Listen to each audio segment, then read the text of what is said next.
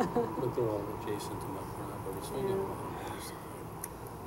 Have somebody do it. Catching the cold. You don't have to do a better job than he does. That makes sense. Yeah. No, we don't pay anybody for anything. How you doing, Barb? Yeah, that's one of my sort You should have brought that house up on Dewey Street. The one that's haunted. How's the other one coming? Have you moved into that? No. Oh. Haunted for real, huh?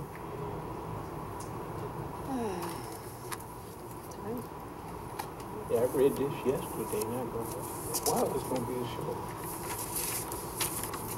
Yeah, it should be cut and dry.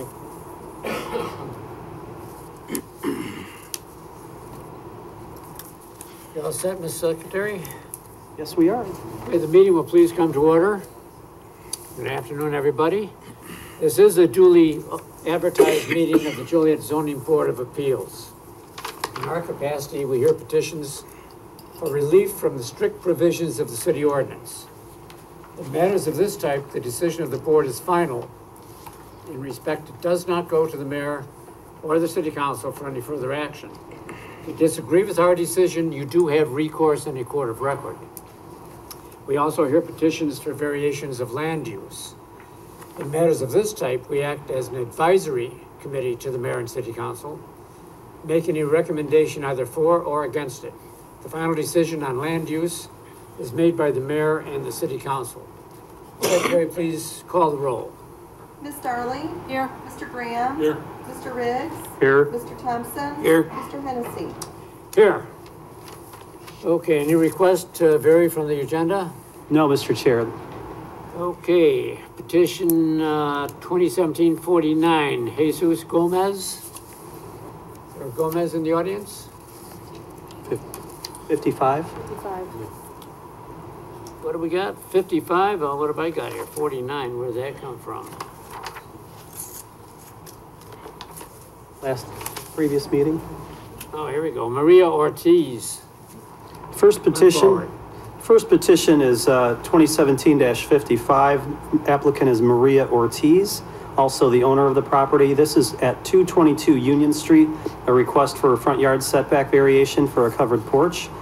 The request for a variation is to reduce the required front yard setback for an R2 single-family residential zoning district from 30 feet to 19.8 feet in order to construct a new covered porch. And the ZBA does make the final decision for this type of request.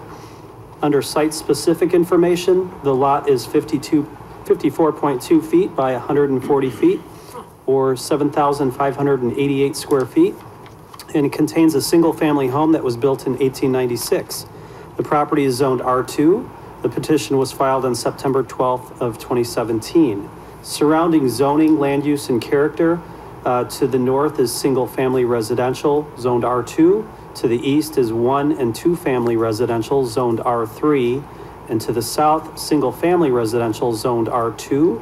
And to the west, 1 and 2 family residential, zoned R3. Applicable regulations include the section of our zoning ordinance dealing with yard and lot requirements, as well as the findings of fact for a variance. Discussion, the requested variation will allow the petitioner to construct a new 26-foot 6-inch by 10-foot covered porch on the front of the house. A covered porch must meet the required front yard setback, which is 30 feet in the R2 district.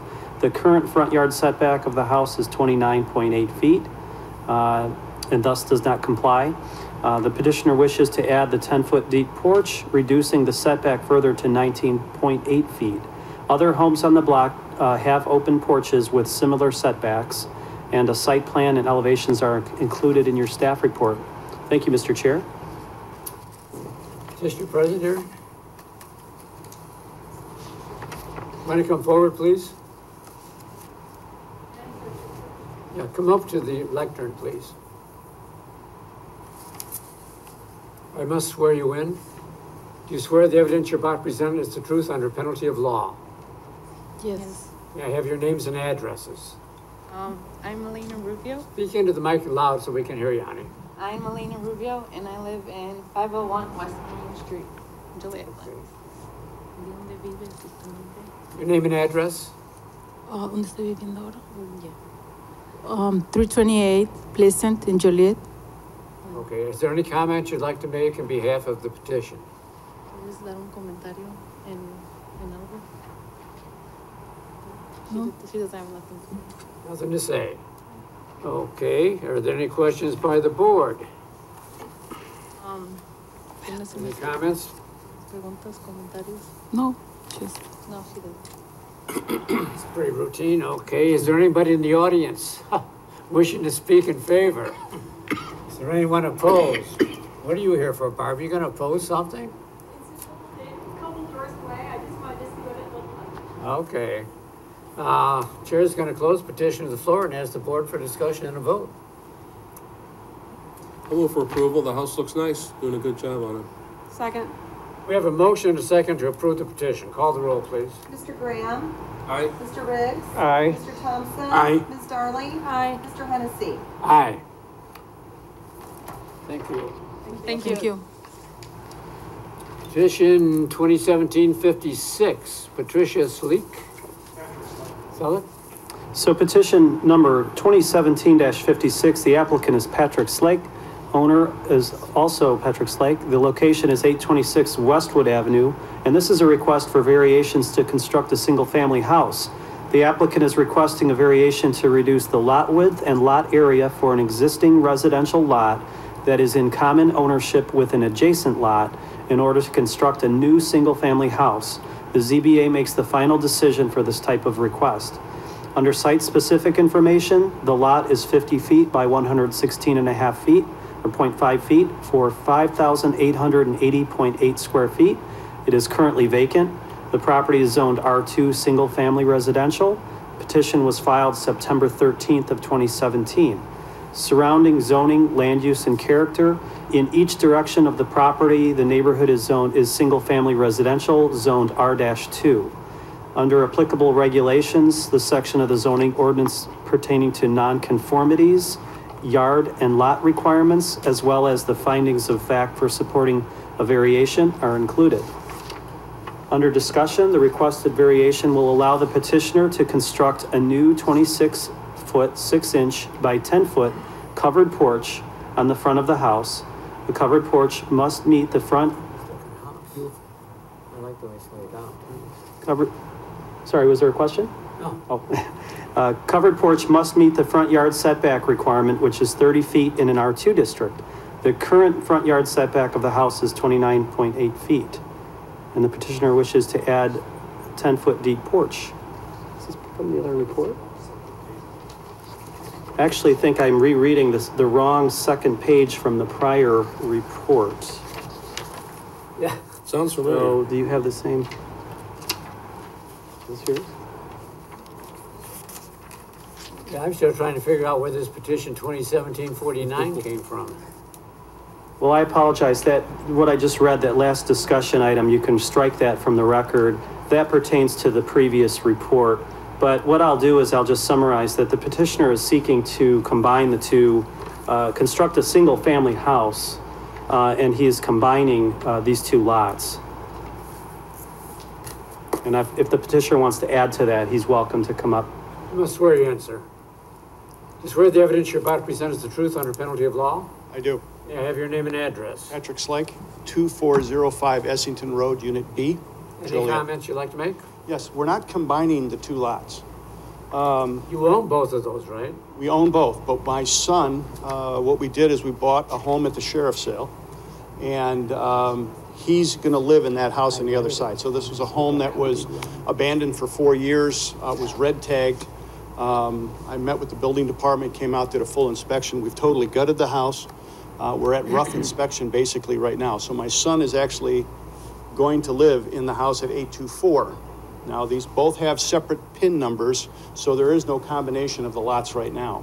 What we're looking at is a lot that was platted in 1911. And at that time, obviously, it met the zoning requirements for a single-family home. Basically, what we're looking at here is that the size of the lot does not meet the current zoning regulations. So anybody who wanted to build anything on this lot would have to get a variance in order to do that. We provided the plan for you because what we wanted you to see is what we're adding to the neighborhood, okay? So my son will be 824, I'll be at 826. It matches the basic architecture of the neighborhood. We're sticking with more of a cottage style house, master bedroom on the first floor because I'm not getting any younger. But what we saw was an opportunity here to be able to put this house on that lot. So they do have separate plattings of 94, and I believe the other lot is, Mike, if I'm right, is it 95? Yeah, I think if I can just jump in now, I did find, what we think happened is there was a minor copying error. The second page of the prior report ended up. Okay. So I'm just going to go back to the discussion. The variation that's requested will allow the petitioner to construct a new single-family house on a vacant lot, and the petitioner also owns the neighboring adjacent lot to the east at 824 Westwood. And according to city ordinance, if two or more lots with continuous frontage are in common ownership, they are considered to be an undivided parcel. And the lots cannot be divided if this creates undersized lots that do not meet the minimum lot width and lot area requirements of the zoning district. In the R2 district, the minimum lot width is 60 feet and the minimum lot area is 7,500 square feet. So the lot at 826 Westwood is 50 by 116.5, which is 5,880, and therefore it's undersized. And the lot at 824 Westwood, built in 1929, is 51.4 by 116.5, or 5921. So that also is undersized. The majority of the other lots on the block have similar dimensions.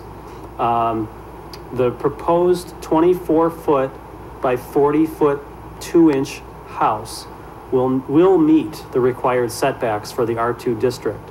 And in your packet is a site plan, floor plans, and building elevations.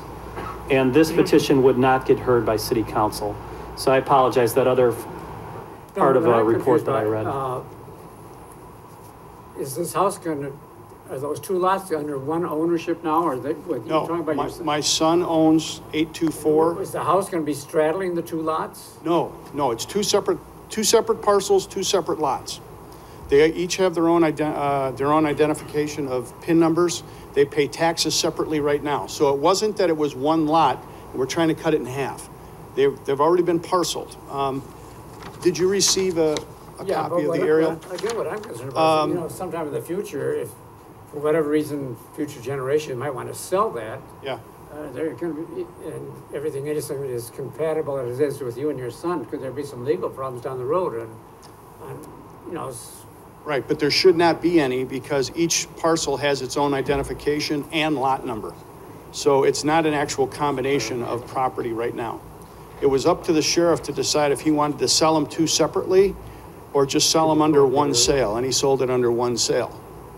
So the lot is existing. We're not asking for any additional setback requirements, either side, rear, or front. All we're asking is that because of it being platted in 1911 and met current zoning at that time, because of, obviously growth in that, that's what we're looking at. I was more concerned because I've come across situations like this before where relatives had like common driveways or a garage built on. There'll be nothing of that sort. And then one of them sold the house and all hell broke loose because the new owner didn't like the situation. So yeah, I'm concerned about the two separate lots and how they're aligned. Yeah, they're two separate lots. There's nothing that shares any commonality between the two. Okay. So it will be so he has a deed for his, I have a deed for mine. I was more concerned about your situation. Yep. Any other questions by the board? Anybody in the audience wishing to speak in favor? Anyone opposed? Chair closes petition to the floor after all this confusion and asks the board for a decision and a vote. Thank you. Motion to approve. Don't thank us till we vote. Second. We have a motion and a second to approve the petition. Call the roll. Mr. Mr. Riggs? Aye. Mr. Thompson? Aye. Ms. Darling? Aye. Mr. Graham? Aye. Mr. Hennessy? All right, now you can thank us. Beautiful Okay. place, sir. I like the house, by the way. It's a nice looking bungalow. Can't wait to see it. You invite yourself to the open house? Maybe. The next petition is 2017-58. Mr. Chair, petition number 2017-58. The applicant is Lori A. Russ with Future Diagnostics Group. The owner is Pranav LLC. Sarod Pundalika is the owner. Location is 254 Republic Avenue, and the request is for a variation of use and a variation on required parking in order to allow the continuation of a medical clinic use within an I-1 light industrial zoning district. Under site-specific information, the property in question was annexed and zoned to I-1 in 1962. The 9,000 square foot building was constructed in 1971 on the existing 36,698 square foot site for Siren Manufacturing Company. The existing lot was created as part of the Woodview subdivision, which was recorded in 1978. The building was renovated in 2001 for the existing medical use. There are 39 off-street parking spaces that exist and are covered by solar panel parking ports, which were added in 2014. This case was filed on September 27, 2017, and the zoning to the north, south, and west is zoned I-1, used for commercial purposes. To the east is commercial, and that is zone B1. Applicable regulations include the variation of use subsection. Under discussion, the petitioner again is requesting approval of this variation of use and a variation on the required parking reduced from 60 spaces to 39 spaces in order to allow the continuation of an existing medical clinic within an I-1 zoning district. Future Diagnostics Group, which specializes in medical procedures such as MRI, CT scans, mammogram screening, ultrasounds, and x-rays, has been in operation at this location since 2001 without any problems. The practice will continue to operate unchanged into the future. Office hours will remain Monday through Thursday, 7 a.m. to 9 p.m., and Friday, 7 a.m. to 5 p.m. The surrounding hospital area continues to maintain a mix of office, commercial, and light industrial uses. The need for the variation of use at this time is to bring the medical clinic into compliance with the zoning ordinance. The industrial zoning code within the City of Joliet zoning ordinance prohibits medical clinics, which has triggered the need for the variation of use. And I would be happy to answer any questions that you have, and that otherwise concludes staff's report.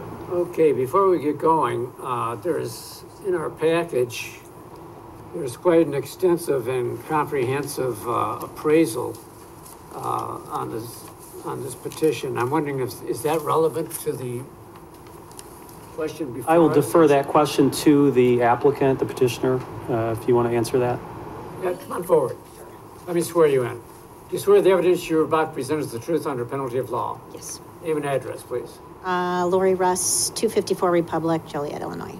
Yeah, you included this appraisal. Is that relevant to the question before The us? appraisal was included because that's how we found that we did not have the zoning ordinance. When we went for a refinance, they said that we needed to get the variance in order to actually get the money from the bank because somehow it fell through the cracks. Is it going to be necessary to read this entire thing? It is not necessary at all. It just was part of I don't see any need for it. No. It was provided, I think, as additional information. I suggest we just place that on file and not read it into the minutes because it's pretty extensive and I don't see its relevance.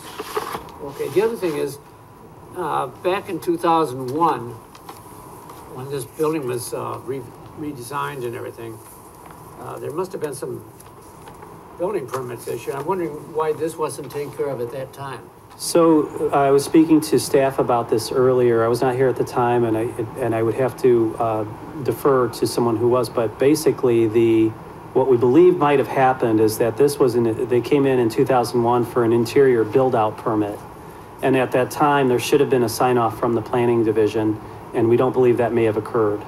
So it was one of those things where they came in probably to do some build-out work, thought that, you know, it's the expansion doesn't trigger anything as far as zoning would go.